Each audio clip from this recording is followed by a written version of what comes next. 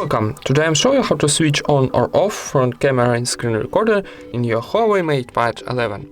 First of all, need download and install from App Gallery X Recorder application, this one.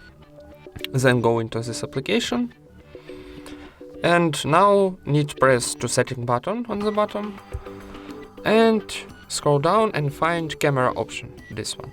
Now I got turn off this option, so to turn on this option, need to click here and we activate our front camera into screen recorder.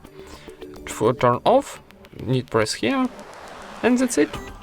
Thank you for watching, leave thumbs ups and subscribe to our channel.